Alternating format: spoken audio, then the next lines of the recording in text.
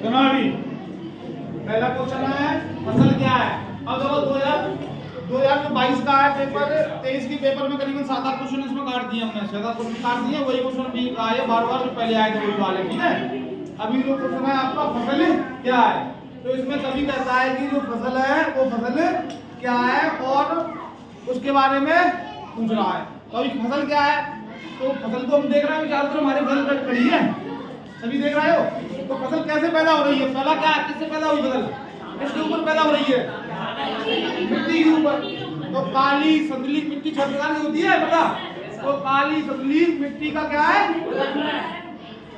एक होगी मिट्टी का, दूसरा क्या है पानी, पानी का मतलब होता है बारिश से, और जो भूमिगत जल है उससे या कष्टी जल से। तो पानी का क्या है जादू, पानी का क्या है और सूर्य की किरणों से, सूर्य की और हवा के बात मालूम पड़ेगा। तो अभी अगर आएगा तो कैसे लिखोगे, कवि के अनुसार फसल नदियों के पानी का जादू है। क्या है, नदियों के पानी का, बारिश होती है नदियों के पानी से ही होती है, तो नदियों के पानी का क्या है जादू है।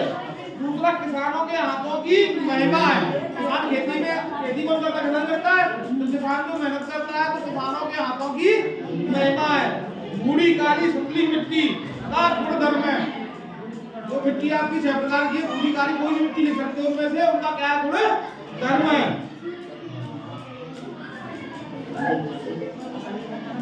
सूर्य की किरणों का रूप परिवर्तित है, सूर्य की किरणें मिलती है तभी तो प्रकाश संश्लेषण होता है। तो सूर्य की किरणों का क्या है रूप परिवर्तन, जैसे सूर्य की किरणें तो उनका रूप परिवर्तित होकर फसल खड़ी है। दूसरा क्या है, हवा की चिमटा हुआ। तो कुल मिला के फसल क्या है, किसानों के हाथों की मेहनत की महिमा है। मालूम पड़ेगा ही, मालूम पड़ेगा जब सुना देती ये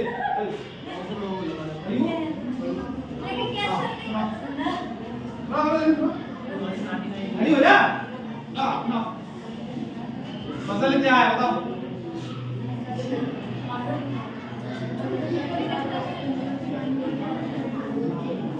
बता जल्दी से, फसल क्या है।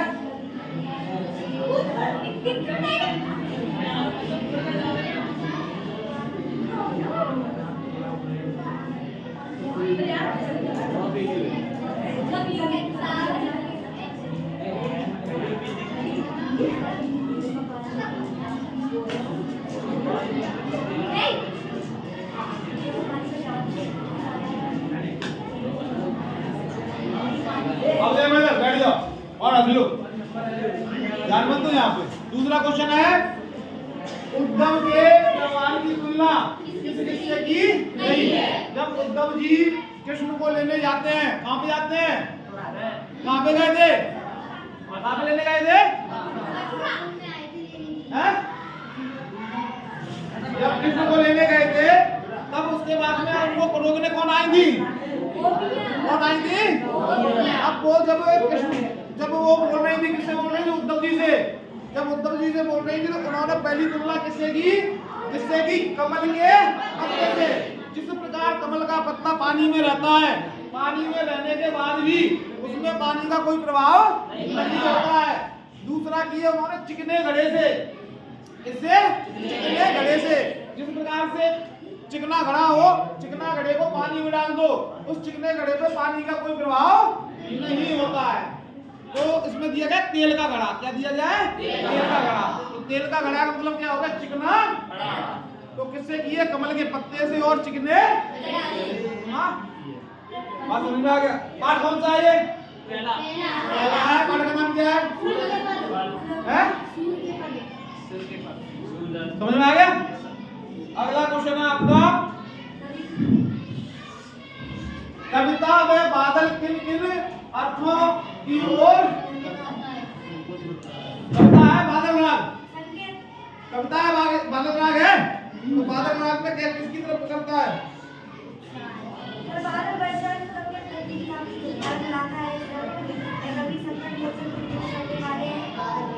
बादलों में हैं? देखो पाठ का नाम क्या है? पाठ का नाम क्या है? उत्साह। पाठ का नाम क्या है? उत्साह। पाठ का नाम है उत्साह। इसमें जब कवि कहता है कि जब बारिश होती है, बादल, जब बारिश होती है, बारिश होने से पहले आसमान में क्या छा जाते हैं? बादल। और राग का मतलब क्या गाते हैं? गाना। क्या गाते हैं? गाना। गाना किस रूप में गाते हैं? गरजते हैं। जब वो गरजते हैं, नहीं गरजते हैं, तेज हवाएं चलती हैं, तो जब वो गरजते हैं तो क्या होगा? क्या कभी किस रूप में ले रहा है उसे? गाने के रूप में। और क्या होता है आम व्यक्ति में, क्या उत्पन्न होता है? जब अभी गर्मी आएगी, गर्मी आने के बाद में गर्मी से सब अस्त व्यस्त हो जाता है, चारों तरफ एकदम सूखा पड़ जाता है, तब पशु पक्षी पेड़ पौधे किसका इंतजार कर रहे होते हैं? वर्षा का। किसका इंतजार कर रहे होते हैं? वर्षा का। और जब वो वर्षा बादल रूपी पूरी आसमान में छा जाती है, तब क्या होते हैं? उत्साहित। क्या होते हैं? पशु पक्षी इंसान और जितना भी पृथ्वी क्या होती है? उत्साहित बात समझ में आई? तो अब इसे लिखने के लिए जब हम लिखेंगे, तो जब लिखेंगे क्या लिखेंगे? तो उत्साह कविता में कवि ने बादल का प्रयोग कई अर्थों में किया है। पहला अर्थ किया है उन्होंने, बादल जल वर्षा करके भयंकर ताप से छुटकारा दिलाते हैं। कविता जब गर्मियों में गर्मी तब नहीं होती है तो बारिश करके क्या करते हैं? गर्मी को दूर कर देते हैं। दूसरा, बादलों के जल बरसने से किसान खेतीबाड़ी का काम करना शुरू कर देता है। तीसरा है, जल को जीवन माना गया है, बिना जल सब कुछ असंभव नहीं है, कुछ भी संभव नहीं है, तो इसलिए इसे उत्साह पाठ से कवि ने किया है। अगला है आपका स्मृति को पाथेय बनाने में कवि का क्या? स्मृति में क्या हुआ? स्मृति में क्या हुआ है? याद। स्मृति में क्या हुआ? जैसे भी आप क्वेश्चन आंसर याद करते हो, तो याद कर लिया तो क्या हो गया? आपको स्मृति में परमानेंट बैठ गया, तो क्या हो गया? स्मृति हो गई। तो कवि कौन है? कवि नाम क्या है? कवि का नाम क्या है? हाँ, कवि प्रसाद जी के दुख भरे जीवन में कुछ पंक्तियां ऐसी है जो उन्हें प्रेरणा, ऊर्जा तथा जीवन प्रदान करती हैं। वे स्मृतियां उनकी अपनी संपत्ति नहीं है, वे उसे उजागर नहीं करना चाहती है। जो प्रिय के साथ मधुर रात्रियां व्यतीत हुई, जिसमें उन्होंने खिलखिलाकर हंसते हुए वार्तालाप किया हुआ, उन्हें आज भी याद है। ऐसी स्मृतियों ही उनके भावी जीवन का पाथेय संबल है। उन्हीं के सहारे अपना जीवन पथ बनाना चाहते। बात समझ में आ गई? तो उनके पास में क्या एक स्मृतियां हैं, और वो स्मृतियां उन्हीं को जैसे पुरानी याद है, मतलब क्या पुरानी याद है, उन्हीं यादों के सहारे वो अपना जीवन आगे व्यतीत करना चाहते। बात समझ में आ गई? अगला क्वेश्चन है आपका चौपाई छंद की परिभाषा। हमने परसों भी समझाया था, तो चौपाई छंद की परिभाषा बताओ क्या है? हाँ, चौपाई एक मात्रिक छंद। कितने प्रकार के होते हैं? 2 प्रकार के, मात्रिक और। तो चौपाई एक कौन सा छंद है? मात्रिक छंद है। इसके पहले और तीसरे चरण में चौपाई में कितनी? हाँ, तो कितनी हो गई? उतनी हमने यहाँ बताया था। तो ये कौन सा मात्रिक छंद है? और फिर लिखेंगे चौपाई एक मात्रिक छंद है। इसे समछंद भी बोलते हैं। कौन सा छंद है? समछंद। सम मतलब बराबर, सम मतलब बराबर। क्यों बराबर है? इसलिए प्रत्येक चरण में कितनी मात्रा है? 16 प्लस 16। उसके बाद में अंत में 2 गुरु। इसके प्रत्येक चरण में 16 मात्राएं पाई जाती हैं, और अंत में गुरु नहीं गुरु। ठीक है? और इसी का उल्टा आ जाएगा जब दोहा छंद। क्या आ जाएगा? दोहा छंद। तो दोहा छंद में क्या हो गई? चौपाई हो गई। चौपाई के बाद में क्या था? दोहा भी आते हैं। तो दोहा छंद क्या लिखोगे? परिभाषा, दोहा छंद की परिभाषा लिखोगे। द्वा छंद एक मातृ छंद है। इसके पहले और तीसरे चरण में 13 मात्राएं, दूसरे और चौथे चरण में 11 मात्राएं, अंत में नहीं, एक बार ही बोलेंगे, डबल नहीं हुआ, बात समझ में आ गई। अब दूसरा उसके आगे अपने पता सोटा छंद, कौन सा सोटा छंद, द्वा छंद का उल्टा कर देंगे। इसके पहले ये एक मातृ छंद है, इसके पहले और तीसरे चरण में 11 और दूसरे और चौथे चरण में अंत में गुरु, मालूम पड़ेगा। इनके उदाहरण याद कर लेना। ये हो गया। अगला है नाटक व एकांकी में अंतर लिखिए। हमने एक दिन आपको बताया अभी तक नाटक और एकांकी में अंतर लिखिए। तो नाटक में क्या होते हैं और एकांकी में क्या? नाटक और एकांकी। देखो, नाटक में कई अंक होते हैं। नाटक में कई अंक का मतलब कि उसमें कई कहानियां सम्मिलित होती हैं। बात समझ में आ गई? एक नाटक चल रहा है तो एक कहानी साथ में दूसरी भी कहानी को जोड़ दिया जाता है, तो नाटक हो गया। एकांकी में एक ही अंक होगा, मतलब पात्र क्या होगा, किसी जो भी कहानी एकांकी कही जाए किसी एक विषय पर ही कही जा रही, उसमें और अन्य सब्जेक्ट को नहीं जोड़ा जाएगा। नाटकों में पात्रों की संख्या क्या होती है? अधिक होती है। नाटक में पात्रों की संख्या क्या होती है? एकांकी में पात्रों की संख्या क्या होती है? क्या होती है? और हाँ, नाटक का मंचन भी किया जाता है। नाटक का क्या किया जाता है? एकांकी का मंचन है। हाँ, बिल्कुल सही है। अब ये इसे कौन नहीं लिख पाएगा? ये इम्पोर्टेंट है, ये दोनों क्वेश्चन इम्पोर्टेंट है, दोनों कौन नहीं लिख पाएगा? ये मान लो आएगा ही आएगा, लिख लोगे? अगला आ जाओ।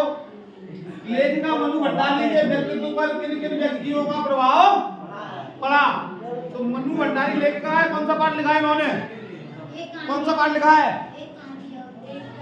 पाठ का नाम क्या है? अब इनकी पूरी पाठ भी पढ़ लेते हैं। अगर आपने पढ़ा होगा तो पूरा पाठ ही पढ़ लेते हैं। मनु भंडारी जब कहाँ पे रहती थी? मनु भंडारी, उनका समाज परिवार कैसा था? सम्मिलित। कैसा था? सम्मिलित था। तो मनु भंडारी की एक बहन थी, बहन, बड़ी बहन थी या छोटी बहन थी? वो उनसे क्या करती थी? जलती थी। क्या करती थी? जलती थी। और दूसरा क्या था? और उन्हें किसकी स्मृति थी? उनके जो बहन थी उनसे पहले तो वो जलती थी, दूसरी क्या थी? स्मृति, याददाश्त क्या थी उन्हें? उनके ऊपर जो प्रभाव पड़ा, हाँ क्या था बताओ? पूरा पाठ पढ़ाया है आपने, 9th में ही पूरा पढ़ाया है तुम्हें। देखो अली,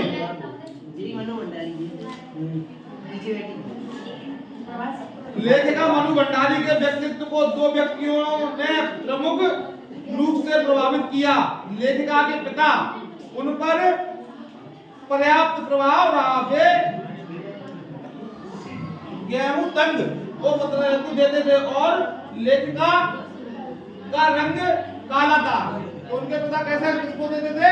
गेहूं का कलर होता है उसको क्या देते थे? रंग को महत्व देते थे। और मनु भंडारी का कलर कैसा था? काला था। तो पहला प्रभाव किसका पड़ा? उनके पिताजी का। दूसरा है कि पिताजी की बड़ी बहन शीला से उनकी तुलना करते थे। वे गोरी सुंदर थी। कैसी थी उनकी बहन? शीला सुंदर थी, उनसे तुलना करते थे और लेखिका को नीचे दिखाने की कोशिश करते थे। इससे उनमें हीनता की भावना आ गई। पिताजी को राह पर ही लेखिका में घर आने वाले से विचार विमर्श करने के कारण देशभक्ति की भावना जागृत हुई। तो कुल मिला के बात किससे प्रभावित है? वो एक तो जो उनके पिताजी है उनसे, दूसरा क्यों प्रभावित है? क्योंकि वो उनके ऊपर व्यंग कसते थे। क्या कसते थे? व्यंग। तो व्यंग कसने का मतलब हो गया कि जब भी कोई बात होती थी तो क्या कहते थे कि ये काली और ये, बात समझ में आ गई? तो किसका प्रभाव पड़ा? उनके पिताजी का। और दूसरा उनकी एक बहन थी और उनकी एक बुआ भी थी। ठीक है, तो लंबा हो जाएगा क्वेश्चन। ये किसके समझ में नहीं आया? ये वाला जब भी आए लेखिका मनु भंडारी के ऊपर किसका प्रभाव था, तुम इतना लिख रहे लेखिका मनु भंडारी के ऊपर उनके पिताजी का बहुत बड़ा प्रभाव था। जब भी उनके पिताजी कभी भी कोई बात किया करते थे तो उनकी तुलना उनकी जो बुआ जी थी, गेहूं का कलर था गेहुआ, और उसके बाद में वो कैसी थी, काली। मनु भंडारी कैसी थी, काली, तो उनकी तुलना करते थे। बात समझ में आ गई? अगला क्वेश्चन ले लेते हैं। बिस्मिल्लाह खां को शहनाई की मंगल ध्वनि का नायक क्यों कहा जाता है? देखो ये हमने पूरा पाठ पढ़ाया था। तो जो बिस्मिल्लाह खां थे, बिस्मिल्लाह खां क्या करते, शहनाई वादक थे। उनका जन्म कहाँ पे हुआ था, कौन से गांव में, डुमराव। क्या नाम था, क्या नाम था, हाँ, कहाँ पे, कौन सी नदी थी, सोन नदी के किनारे, सोन नदी के किनारे। और वो डुमराव को प्रसिद्ध क्वेश्चन भी आएगा। तो डुमराव में क्या मिलती है, लीड। क्या मिलती है, शहनाई में जो बजाई जाती है शहनाई की क्या मिलती है, लीड। कहाँ पे मिलती है, सोन नदी के किनारे। तो जो बिस्मिल्लाह खां थे, बिस्मिल्लाह खां जब गाते थे, जब वो क्या नाम है, जब वो बजाते थे तो शहनाई बजाते थे, शहनाई बजाते समय चारों तरफ खामोशी छा जाती थी।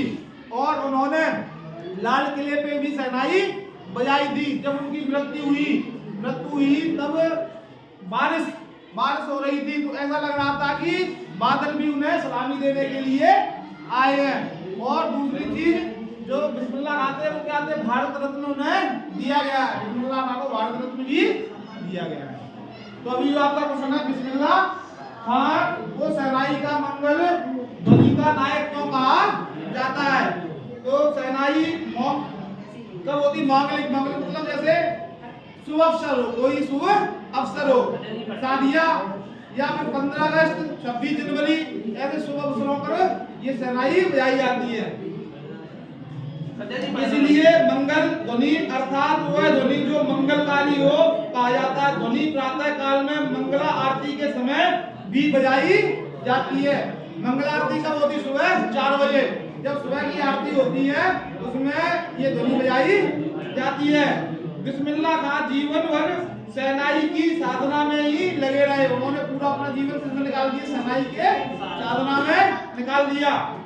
उन्होंने शहनाई को फूंक से बजाए करने वाले तुलिप बांधों का सरताज बना दिया। शहनाई वादन की उत्कृष्टता के कारण ही बिस्मिल्लाह खां को भारत रत्न की उपाधि से नवाजा गया। मिलता है ना आपको, बिस्मिल्लाह खां को क्या दिया गया, भारत रत्न भी दिया गया। तो शहनाई की वजह से ही उन्हें भारत रत्न दिया गया। उस्ताद बिस्मिल्लाह खां हर मंगलकारी अवसर पर शहनाई बजाते थे। जब भी कोई देश का मंगलकारी कार्य होता था तो कौन शहनाई बजाने जाता था, बिस्मिल्लाह खां जाते थे। उन्होंने इसी कारण भव्य सर्वोत्कृष्ट सम्मान प्राप्त किया, इसीलिए उन्हें मंगल ध्वनि का नायक कहा जाता है। अब बात समझ में आ गई? तो इन्हें मंगल ध्वनि का नायक क्यों कहा जाता है, क्योंकि इन्होंने जब भी कोई मंगल कार्य होते थे देश के, तो वहां पे कोई शहनाई बजाने के लिए बुलाया जाता था। बहुत अच्छी शहनाई बजाते थे और इसी कार्य के लिए इन्हें भारत रत्न भी दिया गया। समझ में आ गया? अगला है हिमालय को देखकर कौन कौन सा भाव जागृत हुआ। हिमालय कौन घूमने गया था, हिमालय घूमने कौन गया था, कवि नहीं, लेखिका। कवि घूमने कहाँ गया था, हिरोशिमा। कहाँ घूमने गया था, हिरोशिमा। और यहाँ हिमालय घूमने कौन गया था, लेखिका गई थी। कौन गई थी, लेखिका। जब लेखिका हिमालय घूमने गई तो उसने देखा चारों तरफ ऊंचे ऊंचे क्या है, पहाड़ है। क्या है, पहाड़ है, दुर्गम घाटियां हैं और चारों तरफ हरियाली है। क्या है, हरियाली है। और उन्होंने देखा कुछ जगहों पर सफेद पताके लगे हुए हैं रोड के बगल से, कुछ जगहों पर दूसरे रंग बिरंगे पताके लगे हुए हैं। और जो सफेद पताके लगे हुए हैं वो किसका प्रतीक है, शांति का प्रतीक है। सफेद पताके तब लगाए जाते हैं जब किसी की मृत्यु हो जाती है। तो ये सब वहां पे जाके लेखिका ने देखा, और लेखिका ने देखा इतनी ऊंचाइयों पे जहाँ पे बर्फ पड़ी हुई है वहां पे सैनिक अपनी ड्यूटी के लिए खड़े हैं। ये सब वहां पे जाके लेखिका ने देखा। अब उसका आंसर जो लिखेंगे तो आंसर लिखते समय क्या लिखेंगे,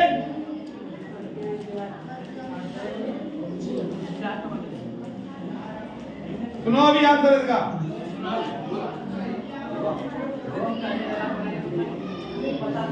हिमालय की विशालता एवं सौंदर्य को देखकर मन आनंद से भर जाता है और मन कृतज्ञ का भाव जागृत होता है। तो क्या है, हिमालय में कौन जाएगा, उसमें जो इतना सब कुछ देखा, देखने के बाद भी मन कैसा हो गया उसका,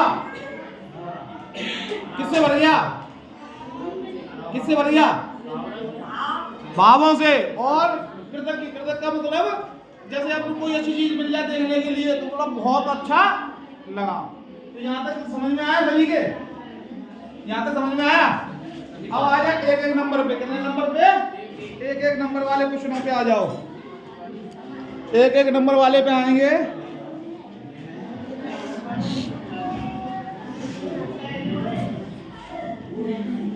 आवाज मत किया करो, एक एक नंबर वाले पे आ जाओ, इसका आंसर खुद ही दोगे, ठीक है।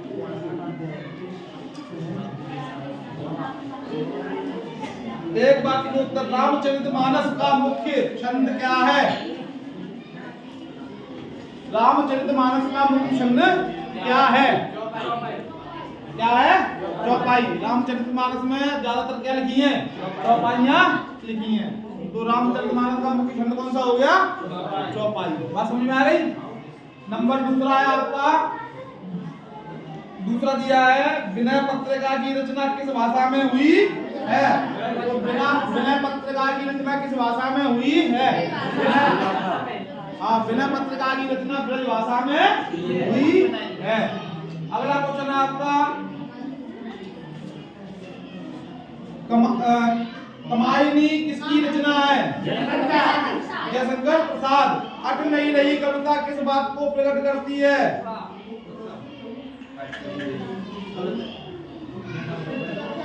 अट नहीं रही कविता किसे बात को प्रकट करती है, फागुन। फागुन में क्या होता है, फागुन, फागुन में क्या आता है, हाँ हाँ, होली आती है और नई फसल, होली भी आती है और नई फसल भी कट के करके आ जाती है। तो इसलिए फागुन में क्या लिया, फागुन की मादकता। अभी देखो एक सिद्धांत में, अभी सर्दी बढ़ रही है, सर्दी बढ़ रही है, अभी जब घाम पड़ेगी तो देखा आप देखोगे सभी पत्ते झड़ जाएंगे, झड़ जाएंगे। फिर जब ये फागुन आएगा सभी पत्ते कैसे हो जाएंगे, एकदम हरे भरे, और ना ज्यादा सर्दी होगी ना ज्यादा गर्मी होगी, वातावरण एकदम अच्छा होगा। अगला है कवि नागार्जुन का मूल नाम क्या है, कवि नागार्जुन का मूल नाम क्या है, क्या है, वैद्यनाथ मिश्र। नागार्जुन का पूरा सही नाम क्या है, वैद्यनाथ मिश्र।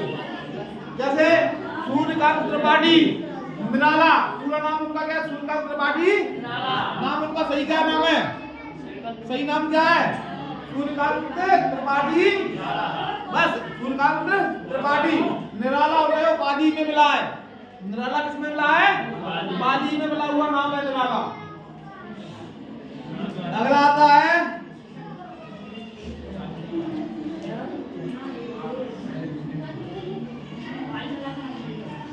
बिस्मिल्लाह खां हिंदू मुस्लिम एकता के समर्थक थे, सत्य असत्य। बिस्मिल्लाह खां हिंदू मुस्लिम एकता के समर्थक थे, सत्य असत्य, सत्य। तो उन्होंने हमेशा हिंदू और मुसलमानों को एक करने की बात कही। अगला है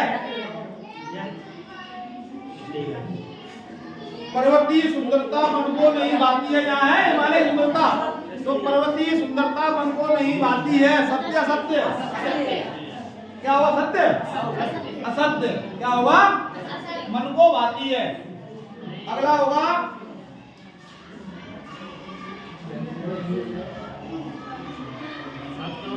हिंदी का प्रथम उपन्यास परीक्षा गुरु को माना गया है, सत्य। कहानी के 6 तत्व होते हैं, कहानी के 6 तत्व कौन कौन से होते हैं, कहानी के 6 तत्वों के नाम लिखिए। हाँ,